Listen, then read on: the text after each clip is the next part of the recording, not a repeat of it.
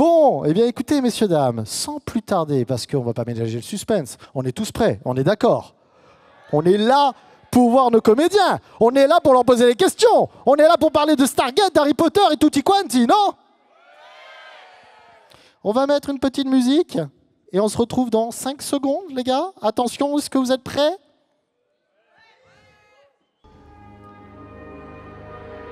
Eh bien, messieurs, dames, veuillez accueillir, comme il se doit, sous vos tonnerres d'applaudissements, Michael Shanks et Terry Rotary.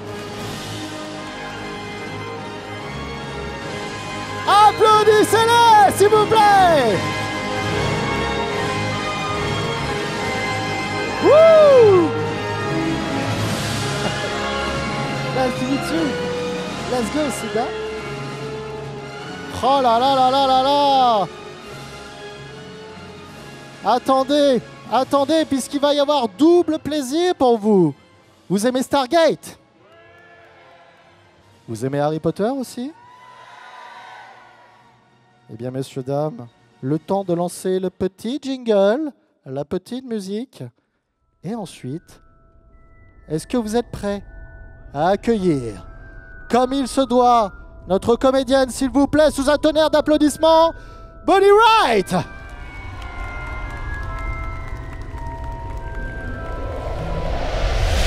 Allez, applaudissez-la, s'il vous plaît, à Toulouse! Faites du bruit!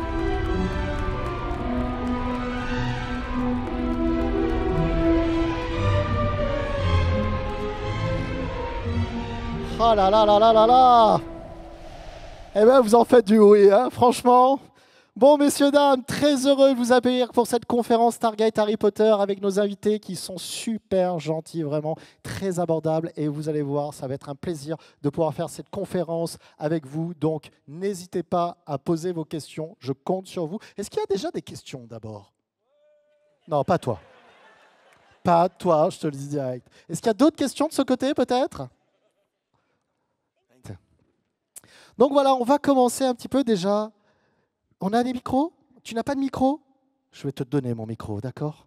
Je vais choisir un micro et je vais te le donner. Attention, c'est pour toi. Wow. Normalement, je pourrais parler comme ça. Vous m'entendez? Oui. Vous en avez de la chance. Bon, messieurs, dames, très heureux d'être avec vous. On va commencer. Thank you, Terry. Vraiment, merci beaucoup. On va commencer. On va commencer cette conférence. On va commencer avec les premières questions. Moi, je serais très intéressé d'avoir un petit peu les débuts de nos invités Stargate, savoir un petit peu comment ils sont arrivés à être castés pour la série. Et j'ai une autre question, surtout, peut-être pour Michael, en fait, savoir s'il avait un petit peu abordé le rôle par rapport justement au rôle du docteur Jackson qu'il y avait dans le film justement de Roland Emmerich. Est-ce qu'il s'était un petit peu aidé justement de ce rôle-là?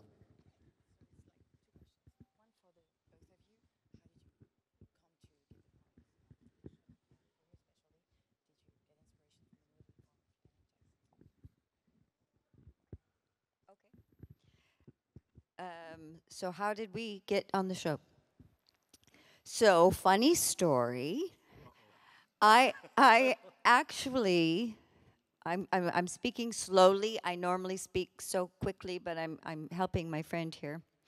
I auditioned for the part of Sam Carter. Oh, you understood that? Yeah. Cool. I auditioned for that. Can you imagine me playing Sam Carter? You know, she's only a foot taller than me. Yeah. So I originally auditioned for that. And then, of course, Amanda Tapping, the beautiful Amanda Tapping, is the only one that we can ever imagine playing that role. Got that part. Do you need me to stop now? And then I got a call from my agent saying, they want you're being offered the part to play a doctor on Stargate, and she may recur, so she might come back. And that's how it all happened, and 7 fabulous years later, I was still Dr. Janet Fraser until I took a staff blast to the chest. Donc à l'origine, elle a passé l'audition pour le rôle de Sam Carter. Ce qu'elle admet être étonnant parce qu'Amanda Tapping fait facilement 30 cm de plus qu'elle, donc c'était peut-être plus logique. Et elle reconnaît Amanda méritait amplement le rôle. Mais heureusement, quelques temps plus tard, son agent l'a contactée pour lui proposer un autre rôle dans la série, celui du docteur. Et on lui a dit, avec un peu de chance, ce rôle va revenir. Et finalement, 7 ans plus tard, elle aura pu bien profiter du rôle, l'incarner assez longtemps, jusqu'à ce que, hélas, elle se prenne un tir en pleine poitrine.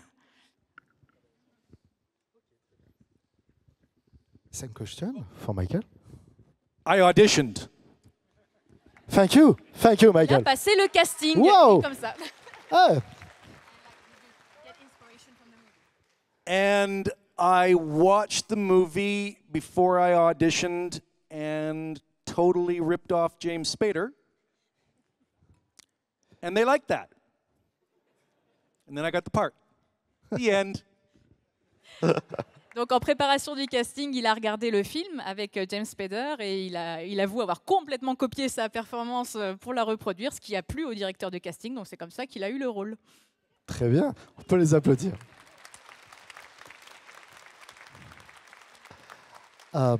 Pareil pour Bonnie, savoir comment s'était passé justement ce cast pour Harry Potter, si elle connaissait les livres vraiment déjà, et voilà.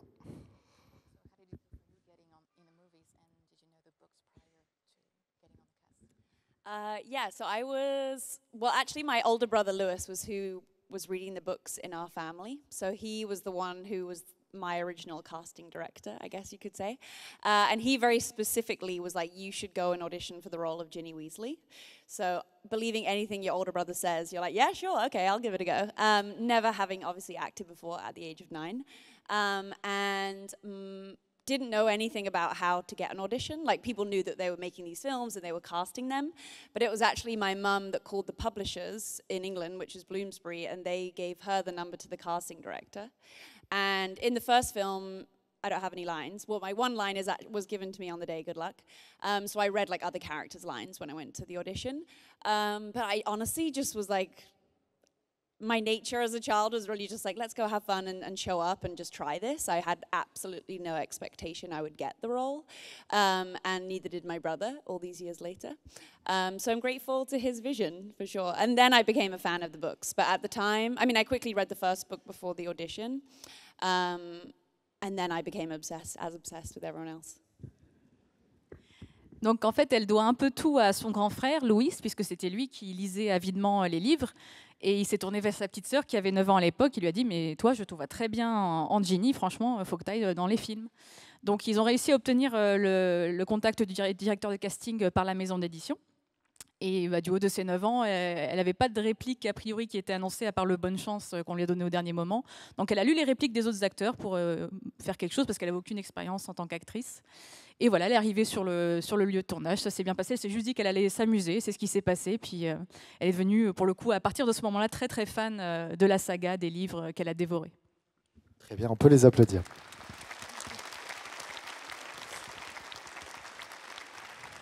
Nous allons passer à une question du public. Est-ce qu'il y a une question pour nos invités, s'il vous plaît? Oui, je vois, il y en a pas mal, je vais passer. Il y en a beaucoup, pas très haut quand même. Hein. Je vais venir moi-même. Tu as un micro? Tu es fantastique. Merci beaucoup. Alors, on va prendre la dame qui a les lunettes, juste là. Bonjour. Hello. It's working? Yeah. Okay, the question is for Bonnie Wright.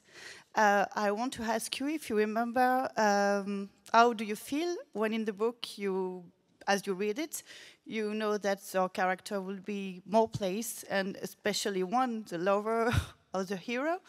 How do you feel that? Frightening? Happy? What do you feel at the time? Oh, yeah, good question. I guess because I was a lover of the books too, I remember when I was reading the book, I was kind of reading it as a lover of all the characters, but then in the back of my head, I'm obviously reading it knowing like what's the fate of my character, because obviously their books were still coming out as we were making the films. And in my family, I was always the slower reader, so my like brother and parents had like got to that moment before me.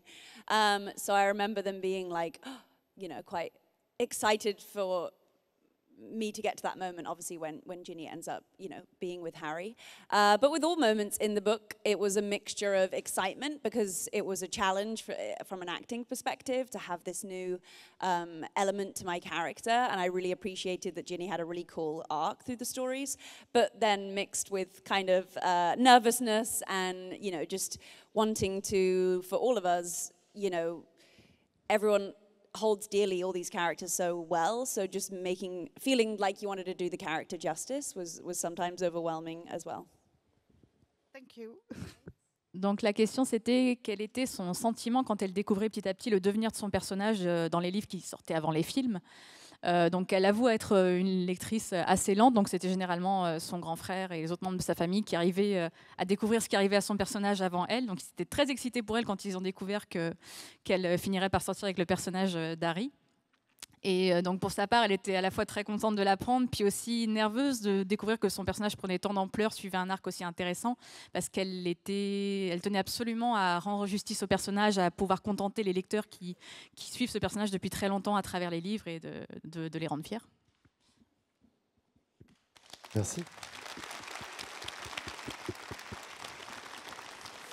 Pour Michael et Terrill, j'ai une question. Je voulais savoir sur la série s'ils avaient eu la possibilité d'improviser un petit peu sur des situations. Et deuxièmement, quels étaient peut-être leurs plus beaux souvenirs, leur souvenir le plus marrant, on va dire le plus marrant sur le tournage de la série.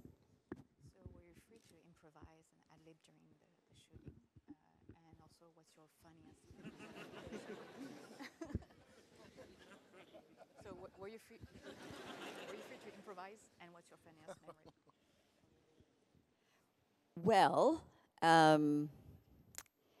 when you were working with Richard, you did have to improvise because you would wait for his line to finish so that you could say your line, but he never said the line that was in the script.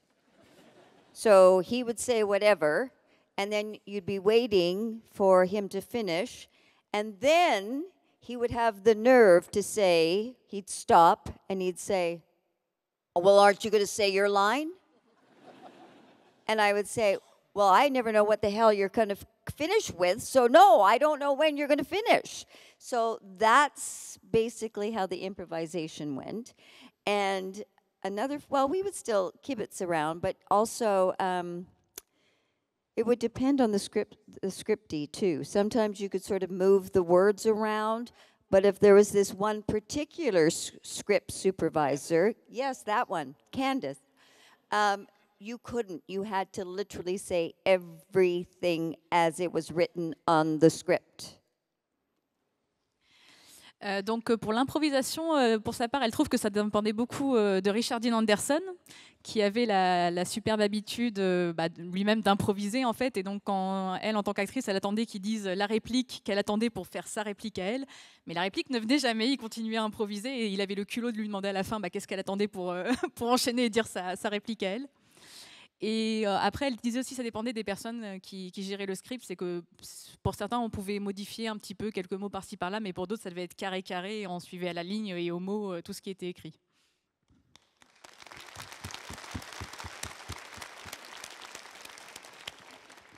What was the question? What was the... Improvise. Did you improvise? Oh, did I improvise?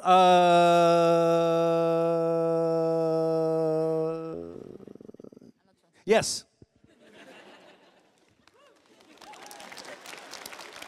No, because of the role with all of the technobabble and the archaeology and whatnot, I couldn't. But of course, with Rick, you had to. And that's a very apt description. Is I just developed a shorthand with him where I could see when his lips stopped moving that was my turn to speak. So sometimes I would make a mistake and he was just getting a breath before he carried on, but usually it was the rule was when his lips stop moving, that's your turn. So that same kind of deal. Yeah.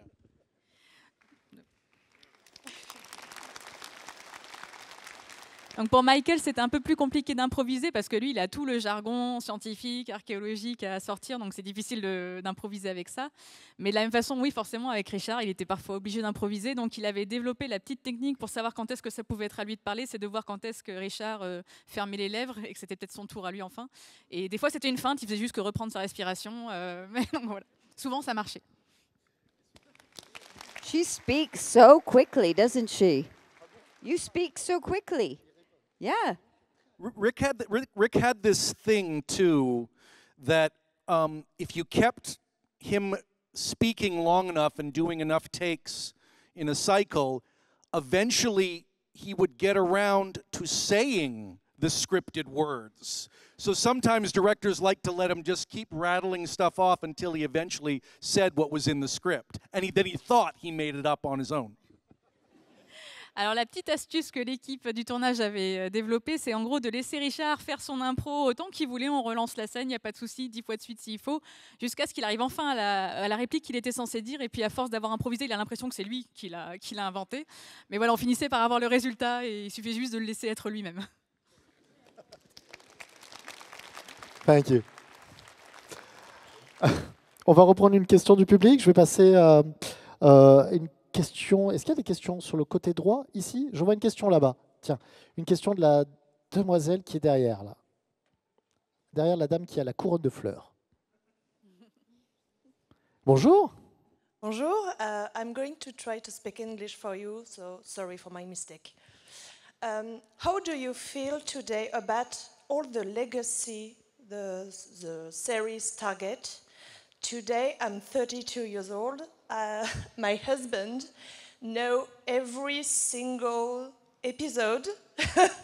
So how do you feel about that today, about that legacy? And still today the series go on the TV, etc. How do you feel about that? Do you realize that? Sorry for my mistake.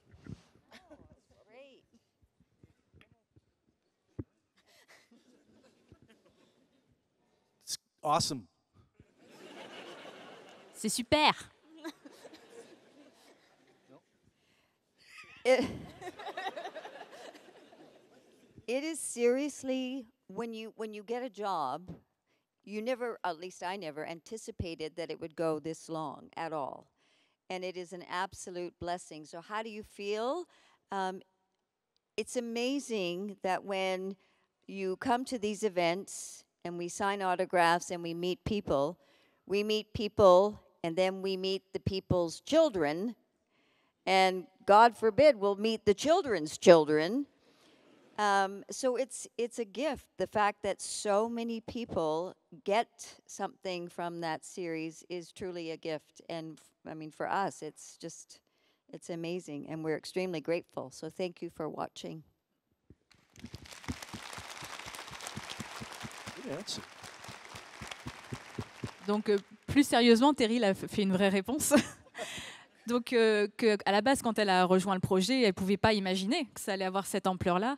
Mais du coup, pour revenir sur la question de comment elle vit ça aujourd'hui, elle trouve incroyable de voir qu'à l'heure actuelle, dans les fils aujourd'hui, par exemple, il y a à la fois les gens qui regardent la série et leurs enfants qui découvrent à leur tour, et que peut-être bientôt, il y aura les enfants des enfants qui viendront aussi.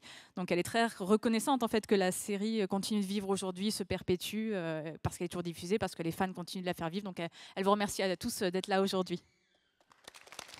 Ouais. Ce qui est assez fou aussi, c'est que je pars du principe que maintenant, les gens connaissent beaucoup plus la série qu'ils ne connaissent le film. Et souvent, les gens ont découvert le film grâce à la série. C'est pour vous dire qu'effectivement, la série a marqué toute une génération. Le film, peut-être un peu moins, il a eu un bon succès quand même. Le film de Roland Emmerich a eu un bon succès. Mais c'est vrai que beaucoup de personnes se sont intéressées au film grâce à la série. C'est ça qui est très intéressant, quoi, quand même.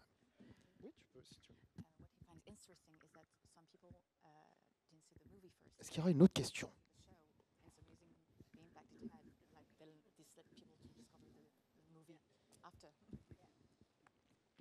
Oui. Thank you. Merci, Michael. Merci. C'est un plaisir. It's a pleasure for me. Yeah. Why is that? No. Okay. All right, good. Alors, on va prendre voilà, une question de toi.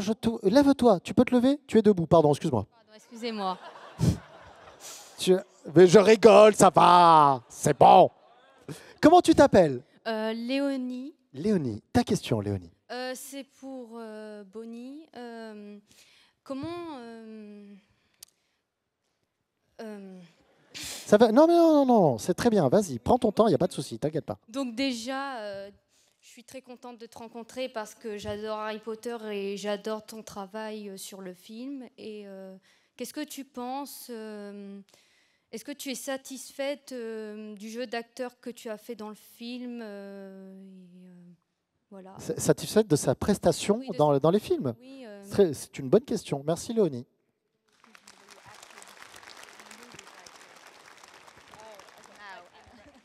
Okay. Good question. It's kind of hard watching yourself back during like the biggest growth years of your life, like AKA your puberty and being a teenager and all those things. Because I played Ginny from 9 years old to 19 years old. So obviously they're like massive moments of becoming yourself. But I think the beauty of that is we were all becoming ourselves during that series. Like, I think what made Harry Potter such a uniquely kind of easier experience potentially as a child actor is we were all kids doing it together. So I feel like we could still truly be ourselves with each other and goof around and do things you should do as a child. And so I honestly don't watch them that often to have to reflect or judge myself from the past. But I feel like I watch them when they just flash on television or see them in the row in front of me on the airplane, or maybe I've got some years to wait, but I'll have to rewatch them all again when my son watches them, which I hope he does. So yeah, I'm sure he might do the judging of me for me. Donc, c'est une expérience assez étrange parce qu'en fait, quand elle regarde les films, elle se voit en une pleine période de transformation de l'enfance à la fin de l'adolescence, en fait. Donc, elle voit cette croissance, ce changement qu'elle a eu. Et d'un côté, c'est ce qui lui plaît, c'est de voir qu'en fait, c'était l'époque où elle devenait elle-même. Et ça a été renforcé par le fait qu'ils étaient un ensemble d'enfants qui jouaient ensemble. Et ils ont pu rester eux-mêmes tout du long grâce à ça. Mais dans l'ensemble, elle le regarde pas si souvent que ça les films. Quand ils passent à la télé, elle jette un coup d'œil. Elle se dit que peut-être la prochaine fois, ce sera avec son fils quand il sera en âge de les voir et que peut-être lui, il aura un regard critique sur l'actrice qu'elle était à l'époque. Merci beaucoup, Léonie, pour ta question. J'ai une question pour Terry. Je sais que Terry est comédienne de doublage. Elle fait beaucoup de doublage anglophone dans des séries que vous connaissez, genre Dragon Ball, Inuyasha, Ranma Demi et autres. Elle a fait beaucoup, elle a incarné beaucoup de rôles en doublage. Je voulais savoir comment elle a été arrivée à faire du doublage et si ça lui plaisait, si elle continue encore à en faire actuellement. Voilà.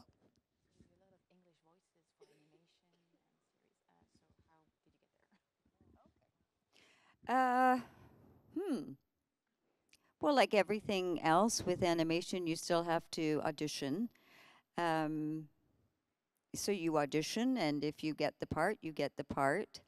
And one of the best things about animation work is that it's kind of like, you're probably all far too young for this, but it's kind of like doing I'm too young for this, but back in the old days, they used to do plays on the radio, right? So they'd be telling a story, there'd be no picture.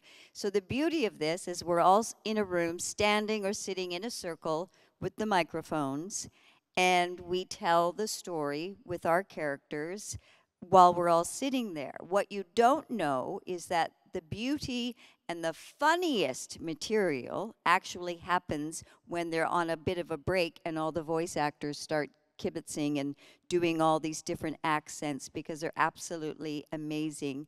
And I can honestly say there was one point where I was laughing so hard, I actually dribbled in my pants, I have to say. I have to admit I was laughing so bloody hard. I peed my pants. And that's the gift of the animation, that stuff that you're not even aware of because you watch it and you get involved in it, but nobody takes into effect or into account all the fun that we have behind the microphones when we're recording them. Does that make sense? Are you going to be able to do all that? Donc après, le processus de base, il est identique à n'importe quel film. Il y a un casting, elle auditionne, elle est prise. Évidemment qu'elle est prise. Et en fait, elle compare ça aux pièces de théâtre qu'on pouvait avoir à la radio, c'est-à-dire qu'ils sont tous réunis autour de micros. Et globalement, ils lisent le texte, mais il y a ces petits moments en fait où ils sont pas censés être dans l'enregistrement officiel. Ils ont fini leur texte, mais ils continuent à improviser, à prendre des accents, à s'amuser un petit peu. Elle se souvient d'un moment où elle a ri tellement fort qu'elle en a fait pipi dans sa culotte. Tellement c'était intense. Mais voilà, elle se dit, c'est fou que les gens ne se doutent pas de ces moments. On s'en doutait pas, non. Que le plaisir et la joie qu'on peut avoir à travailler sur les films d'animation en fait en coulisses autour de ces micros là en fait. Très bien. Et qu'est-ce que c'est un petit peu? What does un petit peu mean? A little? I like that, un petit peu. Un petit peu. Un petit peu. Un- Un petit peu. You speak French? Je Mike- suis un petit peu. Michael, you speak French? Un petit peu. Ouvrez la fenêtre, Hey, fermez la porte.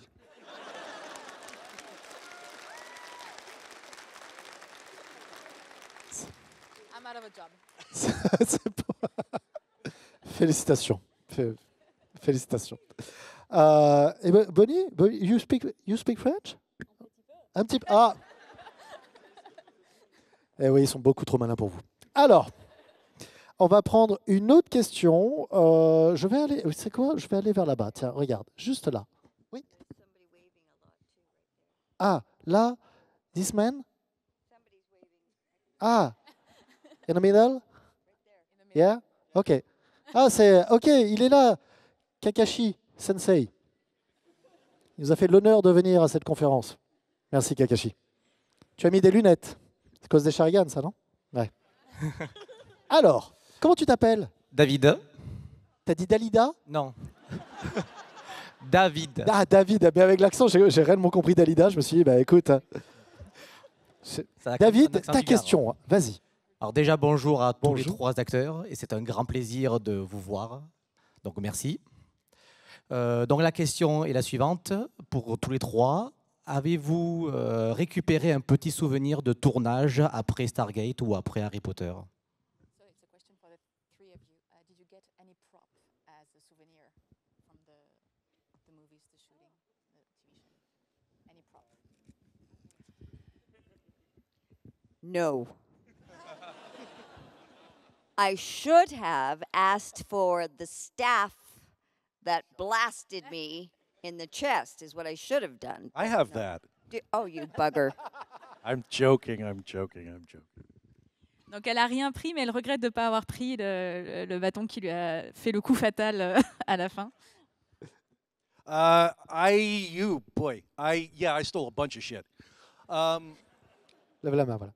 I stole a bunch of shit. Ah, comment? Merde. Une grande merde. Un tas de merde.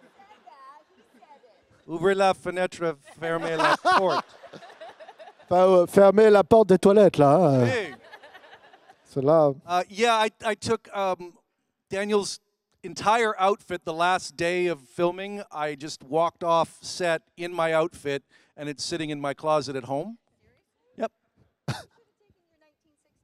I should have, but I wasn't thinking about it at the time. I also took Hammond's phone, his red phone from his office. That's in a very special place in my house. So those are the things I have. Donc pour sa part, le dernier jour de tournage, il est parti avec son costume, et il l'a gardé, hein, c'est toujours dans le placard. Et le petit bonus qui s'est offert, c'est le téléphone rouge du bureau du général. Pourquoi pas? Pas mal, pas mal. Et pour Bonnie? I also took nothing, which I regret now. And I feel like I've been on panels similar to this with fellow castmates of the films, and they've all admitted all the wonderful things that they took. And I was obviously just too good, you know? Donc Bonnie a été trop bonne élève aussi, elle n'a rien pris. Et puis quand elle a fait des conférences avec les autres acteurs qui ont tous avoué avoir pris un truc à droite à gauche, elle s'est dit, bah mince alors. Ah oui, c'est dommage, c'est dommage. On peut les applaudir.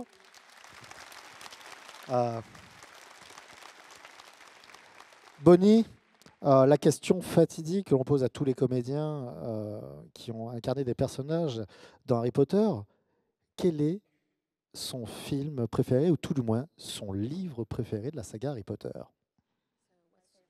Yeah. I'll do both.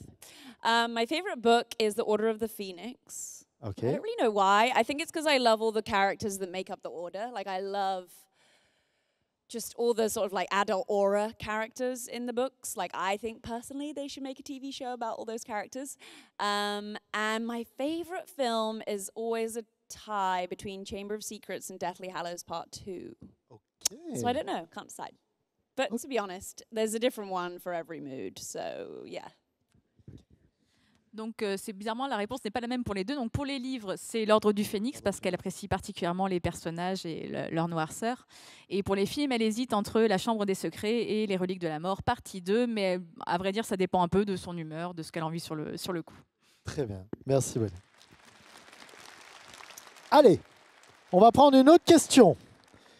Est-ce qu'il y a une autre question? J'étais parti sur toi, là. Allez, c'est parti. Petite question pour toi. Bonjour. Bonjour. Alors, ta question, comment tu t'appelles? Judith. D'accord. Parce que j'ai pas entendu. Tu m'as dit comment? Judith. Judith, c'est ça? Judith. Judith. Judith, ta question. Okay, so I will try in English. This will be for Bonnie Wright. I know you don't watch the movie. You say you don't watch the movie often, but do you have one particular memory about the filming? What is your best memory about this filming? Yeah, good question. I think all my fondest memories are with my Weasley family. I feel like so lucky that not only did I have like my Gryffindor family at Hogwarts, but I also had my big, loud Weasley family. And I sort of love everything that they stand for, that kind of unconditional love that they give to Harry, this kind of make-do and mend that they have in their home. They're very creative, and they're just very like authentic, I think. And that was also my favorite set. The Burrows, the Weasley house, was just like incredibly made. Like every single film, something slightly shifted and changed on it to give this idea that it was sort of a living, breathing, kind of changing entity. So I just loved everything that we filmed in the Burrows and could just like go hide away in there and have a nice few hours just like getting cozy. Donc ses souvenirs préférés, c'est surtout avec sa famille à l'écran, les Weasley. Elle a toujours passé d'excellents moments avec eux parce qu'elle aime ce qu'ils représentent. En fait, c'est une famille pleine d'amour malgré ses conditions difficiles. Elle aime tout ce qu'ils ont apporté à Harry. Elle aime leur débrouillardise, le fait qu'ils font avec peu mais qu'ils offrent tant. Et surtout, elle aimait le plateau de tournage du Terrier. Elle aimait voir son évolution au fur et à mesure des films. Et c'est un endroit où elle aimait bien se réfugier et rester juste. Elle aurait pu y rester des heures toute seule, tranquillement.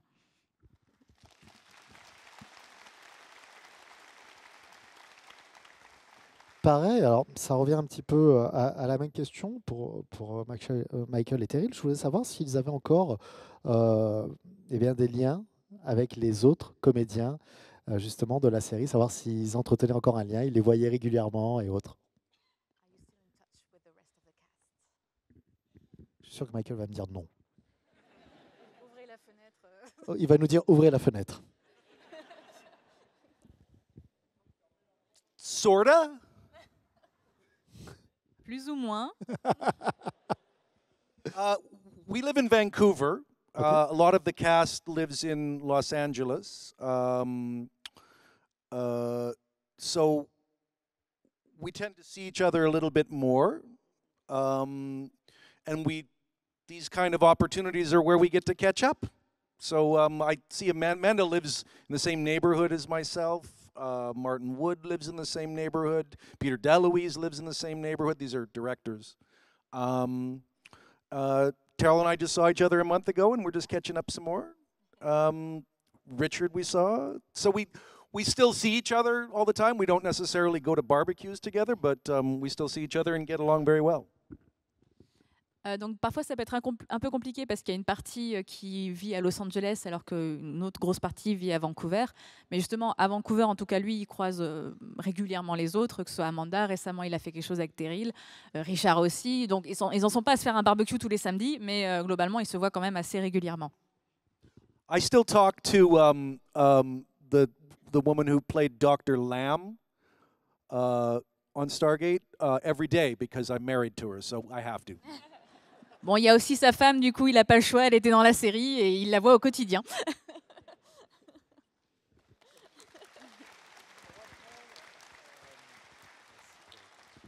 On va prendre une question, ça sera peut-être la dernière. Il va falloir bien choisir. Est-ce qu'il y a une question intéressante? Vous avez tous une question intéressante? Qui ment? Merci. Merci. Merci beaucoup. Je vais prendre... eh oui, parce que vous avez le petit bébé, c'est ça? Allez, une question pour vous. Allez. Hi. Hello. Pardon, Pardon, excusez-moi. Il n'y a pas de souci, t'en fais pas. C'est une question pour Miss Bonnie Wright. This is about the cursed child. I kind of saw a trailer on the internet. I would like your opinion about the next movie, maybe. I don't think they're making a movie of a cursed child. I know, well, not yet, let's just say. I think everyone wants there to be one, which there should be. But at this moment, I think it's only the TV show that they're doing of the series of films that HBO Max are doing.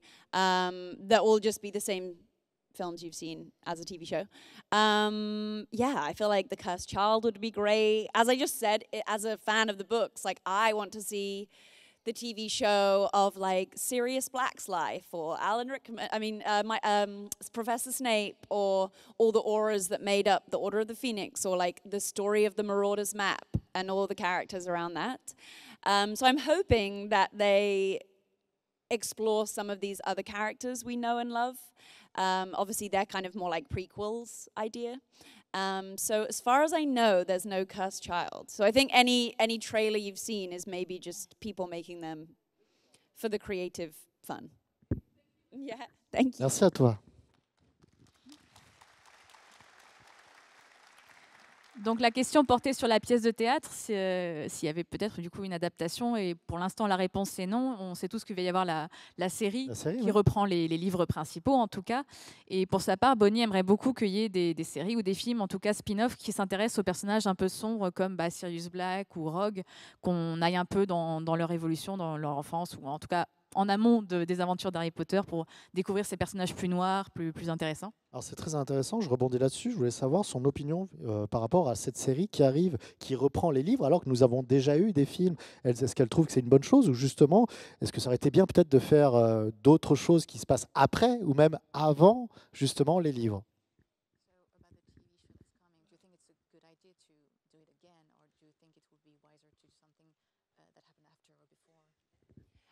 Let's just say if I were the executive of the studio, I would choose to do another story, but that's not, I know absolutely nothing about producing TV shows and films.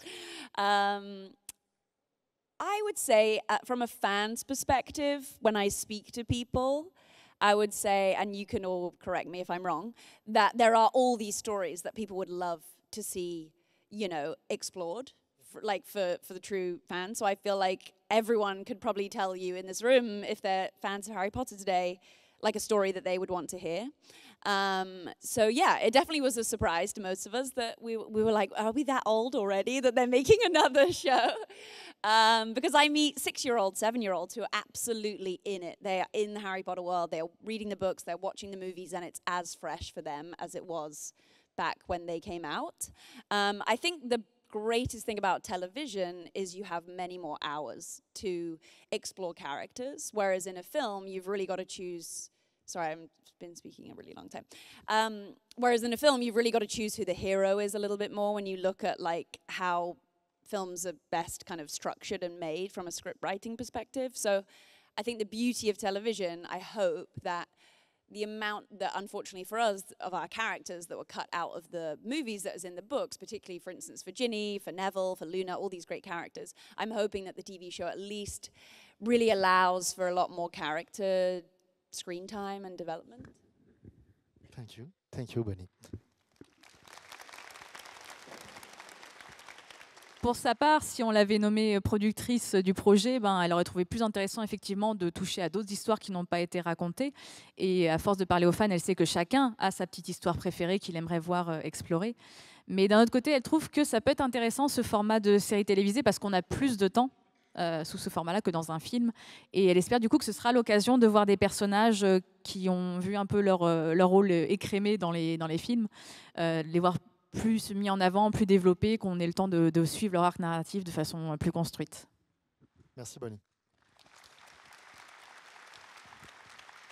The last question. Est-ce qu'il y a une question pour Michael et Terryl, s'il vous plaît? Une question pour Michael et Terryl. Où ça? Qui a crié?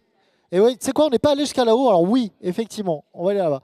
C'est genre, ils vont tous crier maintenant. On dirait post-star, tu sais. Ah, hello.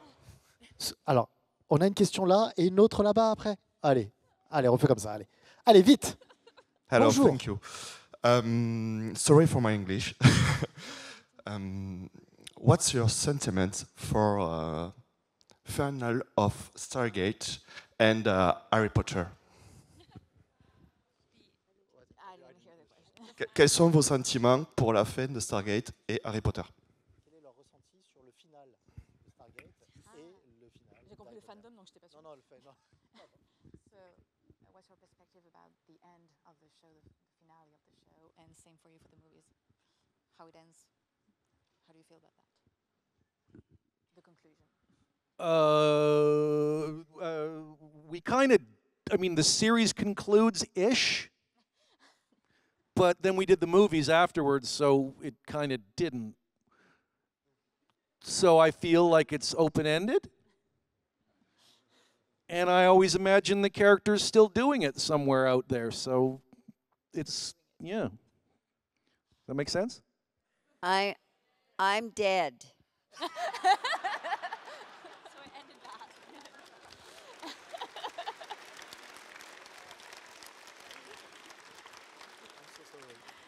Donc Terryl clôt le débat en disant qu'elle est morte, elle n'a pas trop à développer là-dessus. Et pour Michael, pour lui, il y a une fin sans avoir une fin, c'est un peu ouvert, d'autant qu'il y a eu les films après. Donc lui, il s'imagine très bien que l'équipe continue, toujours active. C'est une fin très ouverte. Très bien. When it comes to story, I guess Ginny ended pretty good. Harry lived, she marries him, they have 3 children, and she becomes a professional Quidditch player, so it's pretty good. Allez, merci beaucoup Bonnie. Et on va la dernière question pour Terry. La dernière question, c'était le jeune homme qui était là-bas. Hein? Ah, pardon, sorry. Je me suis dit, on est allé trop vite. Je vais faire vite. Du coup, pour le coup, elle aime beaucoup la fin de son personnage parce qu'elle finit mariée avec le héros. Ils ont 3 enfants. Elle devient une joueuse professionnelle de Quidditch. Donc, c'est plutôt pas mal comme pédigré.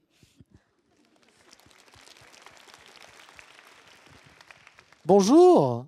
Bonjour. Je suis une fille. Hein. Je suis désolé. Il n'y a pas de souci. Alors, ta question. Alors, déjà, merci au TGS pour avoir fait Stargate et Harry Potter, parce que j'ai grandi avec ces 2 univers et j'adore ça, franchement. Alors, un grand pas merci. nous qui les avons fait, mais on te remercie quand même. Vraiment. Pour Stargate, je voulais savoir s'ils avaient un moment préféré dans la série qu'ils avaient tourné, et si oui, lequel?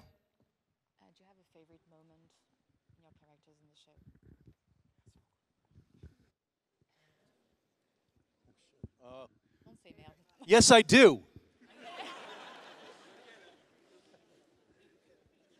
Which one? Working with Terrell in an episode called Lifeboat was one of my favorite moments Brilliant. on the show. Yes. Do you understand what he just said, Lifeboat? Do you remember? Alors, c'est un épisode où ils sont tous les deux. En anglais, c'est Lifeboat. J'avoue que je ne connais pas le titre en français. Oui, en soi, Lifeboat, c'est un canot de sauvetage. It was called Lifeboat, but it was basically all Michael. Well, no, meaning what I'm saying is it was like a gift for the 2 of us because we got to work so closely together, and it was an absolute gift as an actor to watch my friend portray all these different characters, and for Janet to try to maneuver her way through it all. It was freaking brilliant. We didn't get a chance to work too closely together on the rest of the show, but that was our moment, and it was such a delight. So, yeah.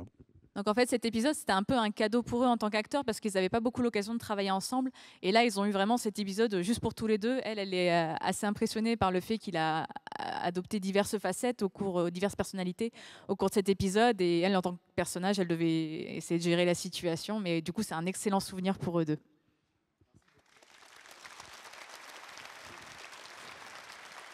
Messieurs, dames, applaudissez-les, s'il vous plaît.